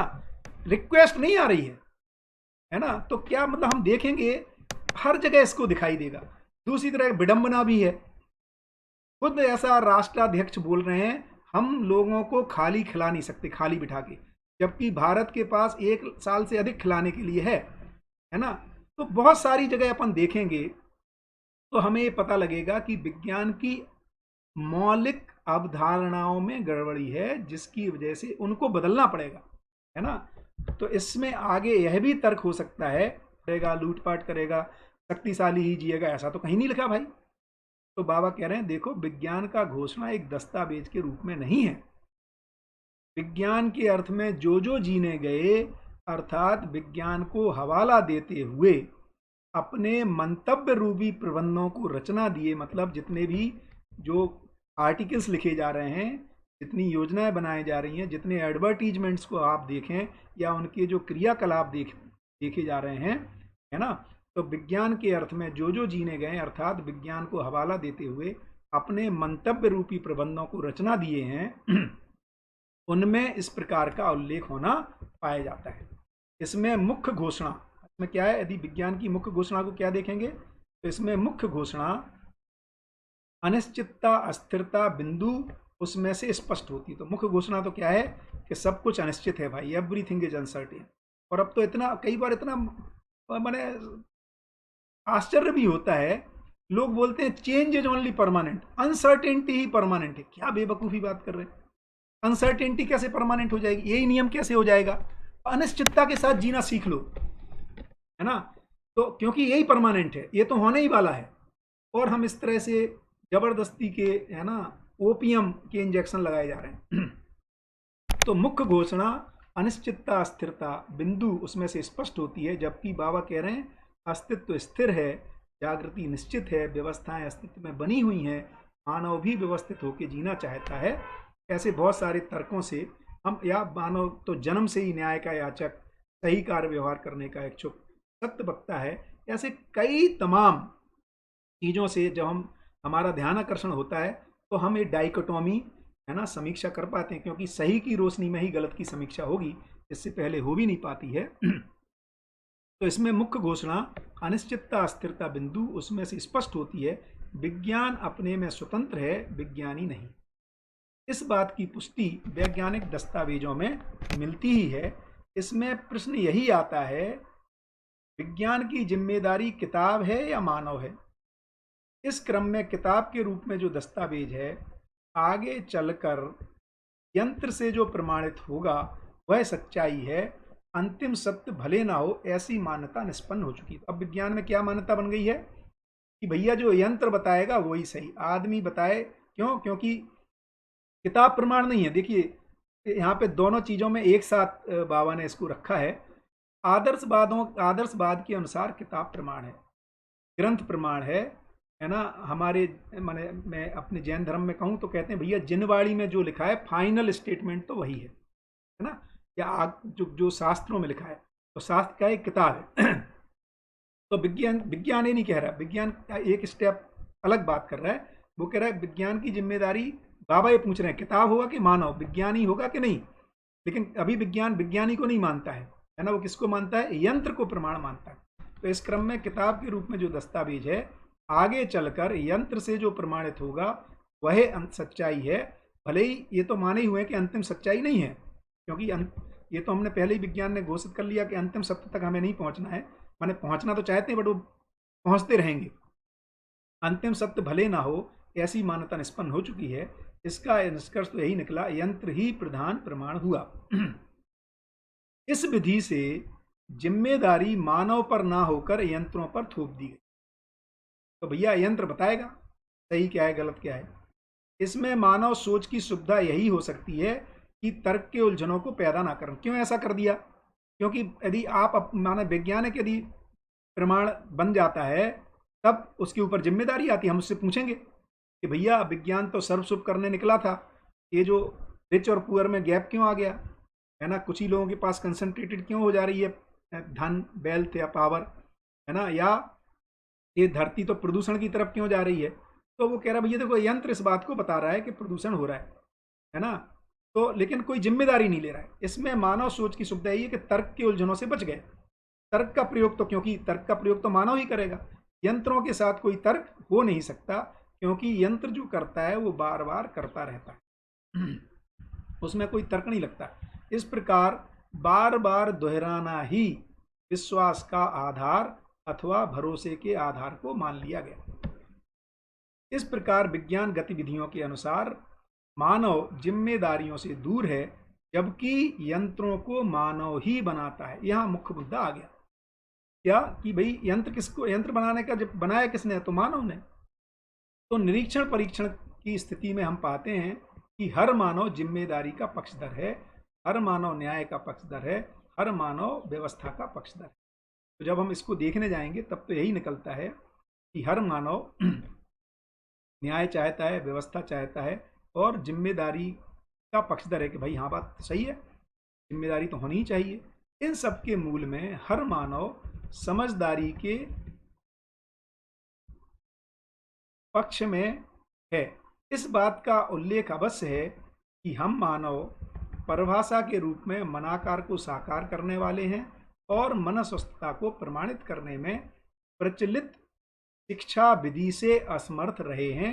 इसको अपने को एक निष्कर्ष पे आना चाहिए, इस शिक्षा को कर लेना चाहिए कि हम सब चाहते जरूर हैं, है ना, कि मन स्वस्थ हो, मनाकार साकार हो, लेकिन आज की जो प्रचलित शिक्षा के द्वारा जो भी हम बच्चों को संस्कारित कर रहे हैं उसके रिजल्ट के रूप में तो यही देखने को मिल रहा है, हम ऐसी सर्व सुख की कामना से को सफल नहीं कर पाते। मना स्वस्थता ही मानव की मौलिकता है। इस मौलिकता को प्रमाणित करने के क्रम में ही मानव सुखी होने के तथ्य को हम अपने में जांच कर प्रमाणित कर चुके हैं। अब बाबा ये कह रहे हैं कि मन स्वस्थता ही मानव की मौलिकता है।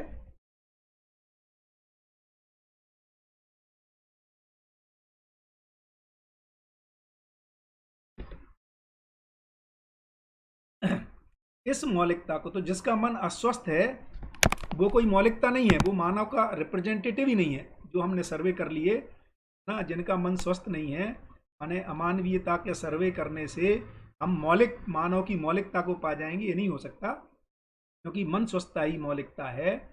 तो इस मौलिकता को प्रमाणित करने के क्रम में ही मानव सुखी होने के तत्व को हम अपने में जांच कर प्रमाणित कर चुके हैं। अब बाबा यहाँ कह रहे हैं वो अपने में ऐसा देख चुके हैं और यह सह विधि से सफल है।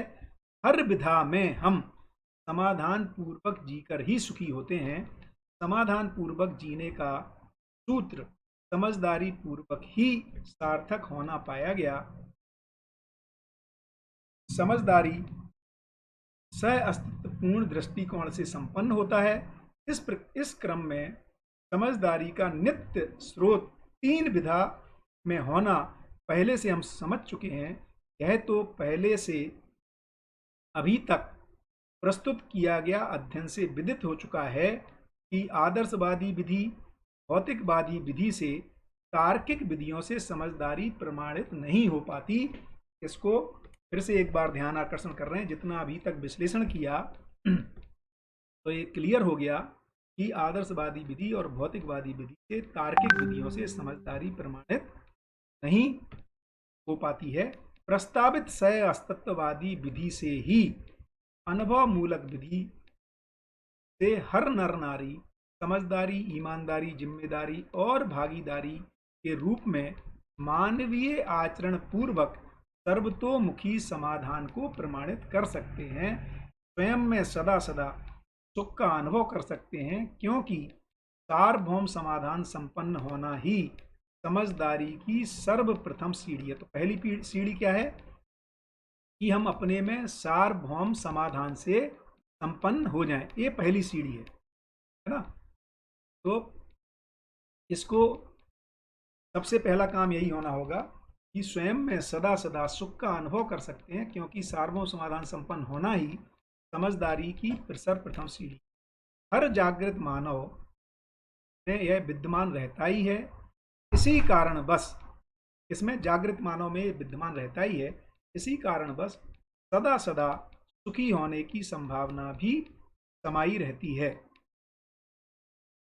इसी आधार पर प्रमाणित होने की आवश्यकता बनी रहती है।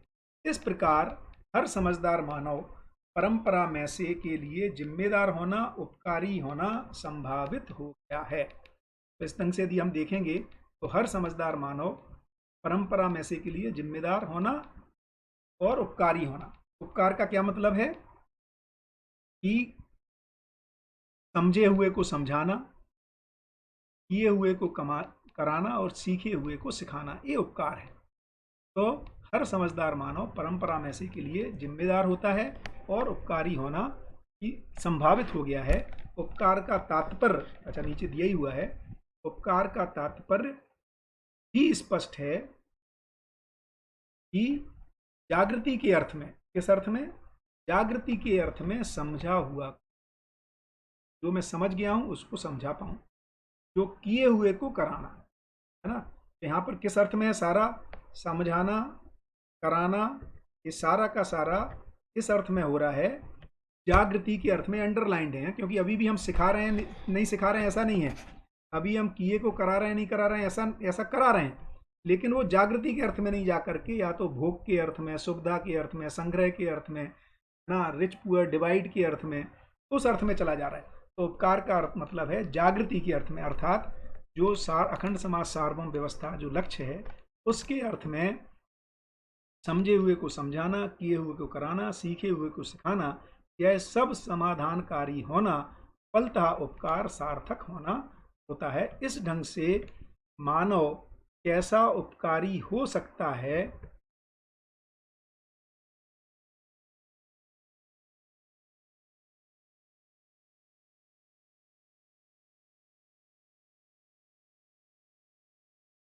यह स्पष्ट हुआ। यह भी स्पष्ट हुआ है कि हम सब समझदार मानने वाले, ना समझ मानने वाले कैसे समस्याओं को निर्मित किया। ये भी पता चला कि अभी तक हम अपने को, है ना, समझदार मान लिए या नहीं भी माने, दोनों ही मिलके समस्याओं को ही निर्मित किए, क्योंकि समझदारी का कोई हमारे पास मापदंड ही नहीं रहा।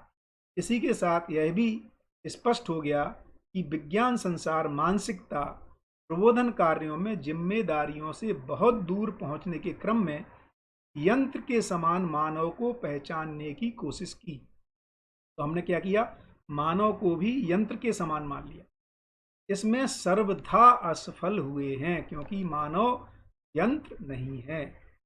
सह-अस्तित्व विधि से स्पष्ट न होने वाली कोई वस्तु ही नहीं है, है ना। सह-अस्तित्व विधि से कोई चीज स्पष्ट ना हो, ऐसा होता ही नहीं है ना। संपूर्ण वस्तु को जो समझने योग्य है समझता है, समझा गया भी है, और समझे हुए को समझाना एक स्वयं स्फूर्त। वो 17वां अध्याय की जो रहस्य मुक्ति है, उसकी जो पहली 2-3 लाइन है, जो ओपनिंग है ना, वो बहुत गजब की हैं, है ना। इससे लिंक्ड है, इसको मैं, मुझे बढ़िया लगता है कि रहस्य क्या है। तो या तो समझ नहीं पाना, या हमें लगता है हम तो समझ गए भैया, लेकिन हम समझा नहीं पा रहे। बात क्या है ना, मैं तो समझ गया हूँ, लेकिन जो है ना दूसरे समझना नहीं चाहते। तो या तो समझ नहीं पाना, समझा नहीं पाना, और समझे हुए को ठीक से व्यक्त नहीं कर पाना, ये तीनों ही रहस्य हैं ना, और अपनी अक्षमता का प्रदर्शन है या अक्षमता को बताते हैं। तो सह-अस्तित्व विधि से स्पष्ट ना होने वाली कोई वस्तु ही नहीं है।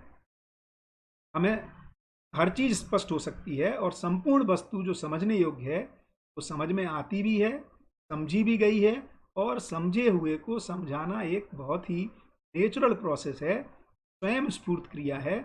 इस प्रकार व्यक्त और अव्यक्त का आधार स्पष्ट हो गया ना। तो यदि हम अव्यक्त माने हम यदि व्यक्त नहीं कर पा रहे हैं, इसका मतलब हम या तो वो सह-अस्तित्व विधि संगत नहीं है, या हम समझ ही नहीं पाए हैं।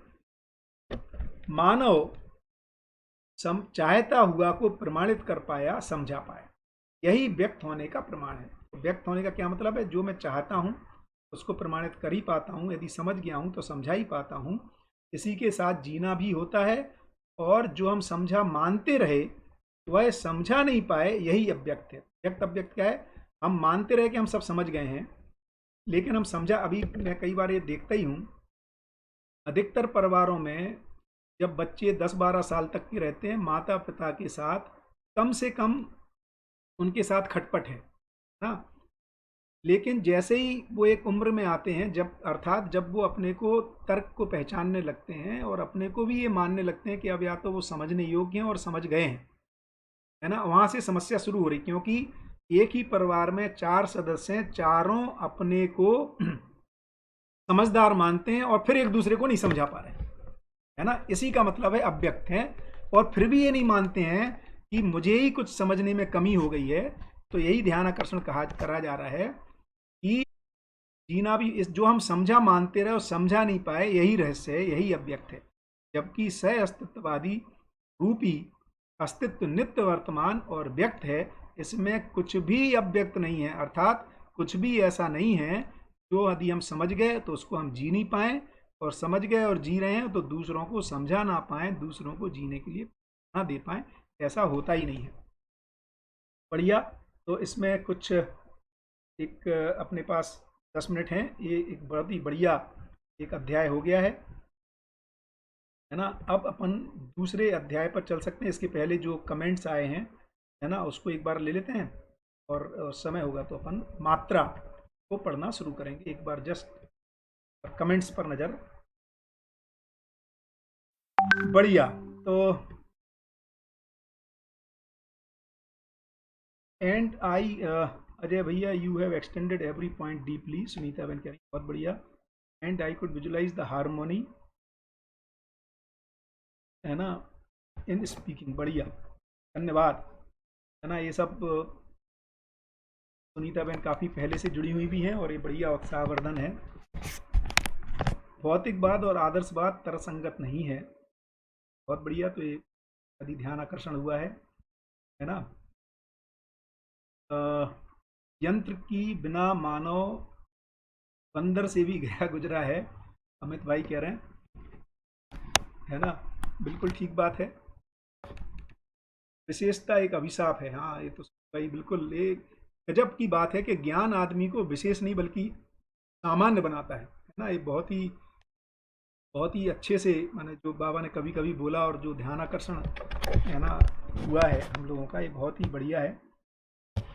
तो मुझे लगता है कि कोई बहुत विशेष इसमें कोई ऐसा तो नहीं दिख रहा है कि हाँ, कोष का भी अनुसंधान करता है, बहुत ही सुंदर। ये आपका ध्यान आकर्षण हो रहा है ना, क्योंकि बाबा ये कह ही रहे हैं कि पदार्थ में ही वो भ्रूण है, जिस वजह से, है ना, तो पदार्थ भी अनुसंधान करता है, इसलिए अगली स्थितियों में व्यक्त होता है ना। प्राण अवस्था पर अनुसंधान करती है, जीव अवस्था अनुसंधान करती है, वहाँ से ज्ञान अवस्था आती है, और अब हम ज्ञान अवस्था के मानव अनुसंधानरत हैं परंपरा के रूप में। और अगली स्थिति जो कि जागृत परंपरा का घटित होना निश्चित ही है ना। तो ये होगा ही, ऐसा मुझे भी लगता है। हम सब मिलके बहुत अच्छे से ध्यान आकर्षण हो पाया है बाबा के माध्यम से इन चीज़ों पर, है ना। तो बहुत ही बढ़िया। तो मुझे लगता है कि लक्ष्य मूलक जीने को उदाहरण सहित अपनी कुछ चर्चा हुई है ना। तो मुझे बहुत ही, और एक किताब, है ना, ये जो पुस्तक पेज भी दिखाई दे रहे हैं, और हम लोग आनंद दमानी के साथ, राकेश भैया, मैं मिलजुल करके, प्रियंका बहन, है ना, वो प्रयास कर रहे हैं कि ये जिन लोगों को मतलब इतना टेक्निकल ज़रूरत नहीं है, तो इस तरह का कुछ एक ऐप या सिंपल हो जाए कि जो भी प्रबोधक कर रहे हैं उसमें जाएं, तो वो किताब एक में प्लेटफॉर्म पे दिखती रहे ना। ये कुछ दिनों में सम्मिलित प्रयास से शायद हम सब इसको एक और आसान तरीके से कर पाएंगे। बढ़िया। तो मुझे लगता है कि, है ना, हैं अपने पास 5-7 मिनट, क्यों ना आगे बढ़ा जाए। बहुत बढ़िया, हम सब लोग साथ साथ चल पा रहे हैं, है ना, और ये बहुत ही तृप्तिदायक है। तो अगला चैप्टर मात्रा की बात कर रहे हैं, है ना। मात्रा माने जो मैटर है ना, उसकी बात कर रहे हैं, मटेरियल है। एक एक रूप, एक एक के रूप में जो वस्तु विद्यमान है, वस्तु का तात्पर्य, तो मात्रा क्या है, एक एक के रूप में जो वस्तु विद्यमान है उसको मात्रा कह रहे हैं। वस्तु का तात्पर्य, अब देखिए, वस्तु का मतलब क्या है, वास्तविकता को व्यक्त करने से है। वास्तविकता हर वस्तु में त्वा सहित व्यवस्था है। तो वास्तविकता क्या है, हर वस्तु में त्वा सहित व्यवस्था के रूप में है।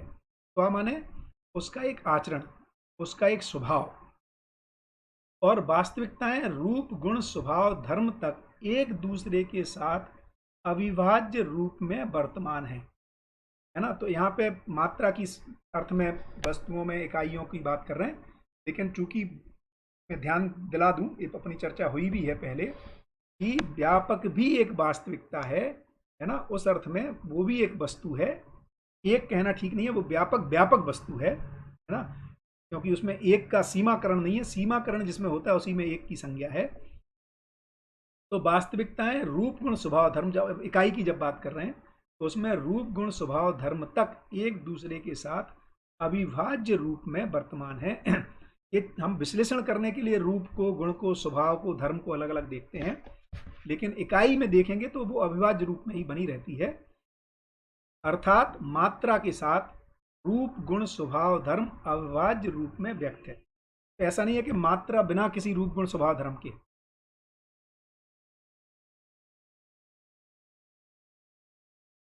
मतलब यदि हाइड्रोजन का एटम है, यदि आम का बीज है, नीम का वृक्ष है, गाय है, कुत्ता है, भैंस है, बैल है, गधा है, ये जितनी जो मात्राएं हैं, जो एक एक इकाइयां हैं, इन सब में रूप गुण स्वभाव और धर्म अविभाज्य रूप में व्यक्त होता रहता है ना। अलग से नहीं होना है कि गाय अलग और उसका स्वभाव धर्म अलग, ये अविभाज्य है, इकाई से इसको अलग नहीं किया जा सकता।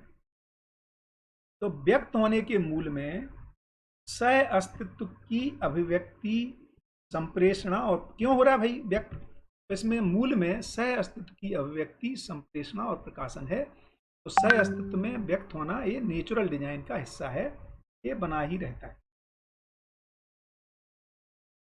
सह अस्तित्व में प्रत्येक एक इकाई व्यापक वस्तु में डूबा भीगा घिरा होने के रूप में स्पष्ट हो चुका है। इसको पहले स्पष्ट कर चुके हैं कि सह अस्तित्व में हर एक इकाई व्यापक रूपी वस्तु में डूबा भी है, भीगा भी है और घिरा भी है।